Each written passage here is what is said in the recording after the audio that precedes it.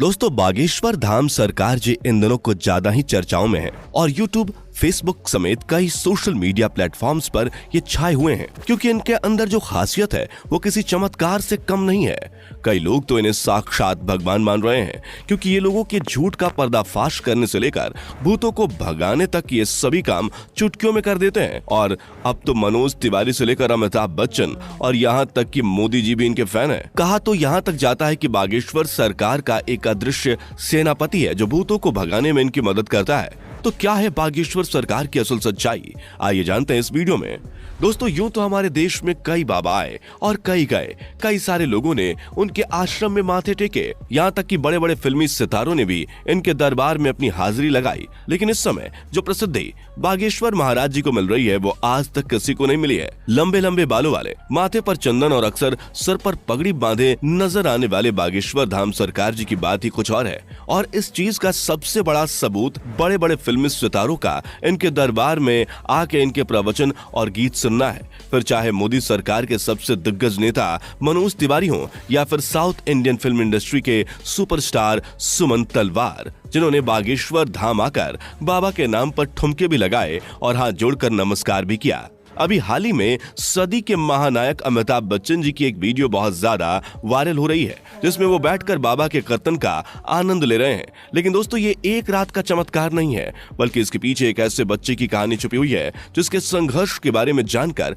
आपके भी होश उड़ जाएंगे। हजारों की संख्या में लोग अपनी मनोकामनाओं को पूरा करवाने और अपनी तकलीफों को दूर भगाने के लिए बागेश्वर धाम दर्शन के लिए पहुंच जाते हैं और ये सब कुछ मुमकिन हो पाया है बागेश्वर धाम जी के चमत्कारों की वजह से।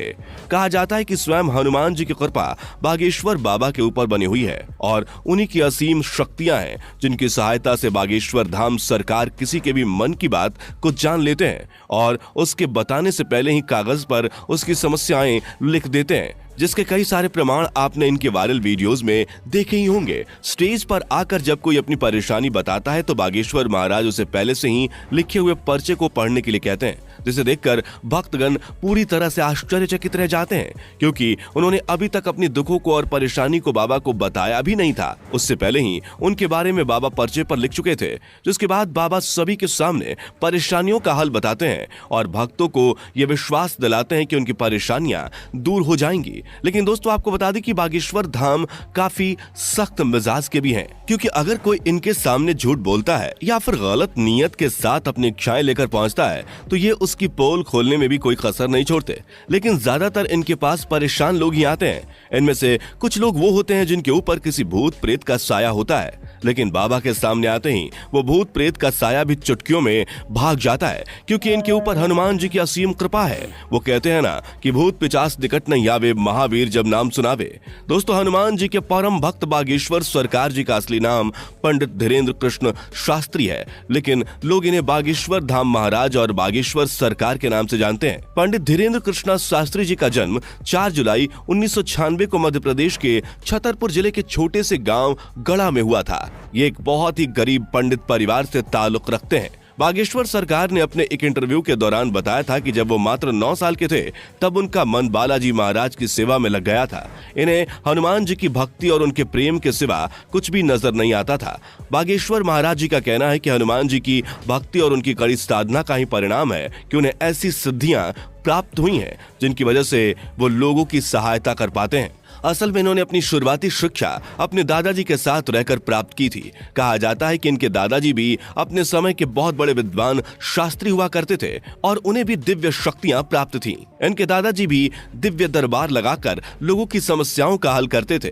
तभी से इन्होंने अपने दादाजी को अपना गुरु मान लिया और उनसे ही सारी चीजें सीखने लगे। दादाजी के साथ रहकर इन्होंने रामायण, महाभारत और गीता जैसे धार्मिक ग्रंथों का अध्ययन किया। लेकिन अगर इनकी प्रारंभिक शिक्षा की बात की जाए तो बागेश्वर सरकार ने अपने गांव से ही 8वीं तक पढ़ाई की और फिर उसके बाद अपनी आगे की पढ़ाई पूरी करने के लिए वो गांव से करीब 6 किलोमीटर दूर जाया करते थे क्योंकि गांव में हाई स्कूल नहीं था। इसी तरह इन्होंने 12वीं की परीक्षा दी और 12वीं पास करने के बाद इन्होंने बैचलर ऑफ आर्ट्स में अपना ग्रेजुएशन भी पूरा किया। यानी कि हनुमान जी की असीम कृपा के साथ साथ बागेश्वर सरकार के पास डिग्रियां भी हैं। बता दें कि अपने ग्रेजुएशन के दिनों से ही धीरेन्द्र कृष्ण अपने दादाजी की तरह बालाजी महाराज की सेवा करने लग गए थे। इनके घर के पास बालाजी यानी कि हनुमान जी का एक प्राचीन मंदिर भी है, जहां पहले इनके दादाजी दरबार लगाया करते थे, लेकिन उनकी मृत्यु के बाद दरबार कई सालों तक खाली रहने लगा। लेकिन धीरेन्द्र कृष्ण शास्त्री ने हनुमान जी की सेवा करनी नहीं छोड़ी और वो लगातार बालाजी के नाम का ध्यान करने लगे। लंबे समय तक ध्यान में लीन रहने के बाद इनके ऊपर बालाजी और उनके स्वर्गीय दादाजी ने अपनी कृपा दिखाई और अचानक से ही उन्हें असीम शक्तियों का एहसास होने लगा। उन्हें महसूस हो रहा था कि वो लोगों के मन की बातों को समझ सकते हैं, वे क्या चाहते हैं, उनके दिमाग में क्या चल रहा है, ये सारी बातें वे बिना कुछ कहे ही समझ जाते थे और उनका निवारण भी बताते थे। अपनी इन शक्तियों का इस्तेमाल करके इन्होंने लोगों के कष्टों को दूर करना शुरू कर दिया। लोग जब इनके पास अपनी समस्या लेकर आते थे तो ये पहले से ही उनके मन की बात समझकर उन्हें समस्या का समाधान बता देते थे।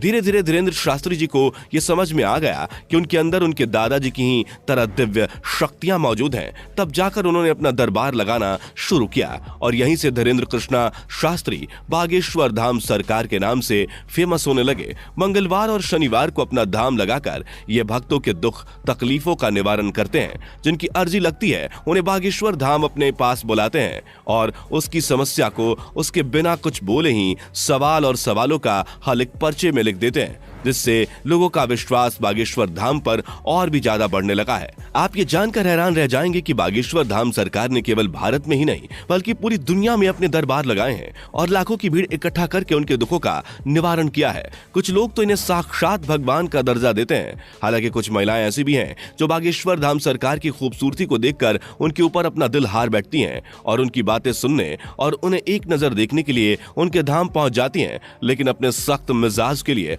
मशहूर बागेश्वर महाराज जी का ध्यान इस तरह की चीजों पर बिल्कुल भी नहीं जाता। वैसे दोस्तों, हमारे देश में जहां बाबाओं और तांत्रिकों की छवि इतनी ज्यादा खराब हो गई है, जिनमें से आधे से ज्यादा तो जेल की हवा खा रहे हैं, जैसे ही जनता किसी बाबा पर अपना विश्वास दिखाती है वैसे ही उसके काले कारनामों का चिट्ठा खुलने लगता है, जिस वजह से लोग अब इन चीजों पर विश्वास करने से घबराने लगे हैं। इस माहौल में अगर कोई 26 वर्षीय शख्स अपनी दिव्य शक्तियों से लोगों को हैरान कर दे तो दुनिया के मन में सवाल तो उठेंगे ही और इन्हीं सवालों का जवाब ढूंढने के लिए कई मीडिया कर्मी भी बाबा के दरबार में चोरी चुपके जा चुके हैं ताकि वो बागेश्वर धाम की सच्चाई जान सकें। लेकिन इतने सारे स्टिंग ऑपरेशंस के बाद भी कोई जान नहीं पाया कि आखिर कैसे बागेश्वर महाराज लोगों के मन की बात जान लेते हैं, क्योंकि कई सारे जो नए लोग दरबार में आए होते हैं उनकी अर्जी लग जाती है और जब वो बाबा के सामने जाते हैं तो उनके मन की सारी बातें बाबा पहले से ही लिख चुके होते हैं। इस तरह की चीजें देखकर मीडिया कर्मियों के भी होश उड़ गए और वो लगातार बागेश्वर महाराज को लेकर जांच पड़ताल कर रहे हैं, लेकिन अभी तक उन्हें कोई भी ऐसी चीज प्राप्त नहीं हुई है जिसे लेकर वो बागेश्वर धाम सरकार के ऊपर किसी तरह का सवाल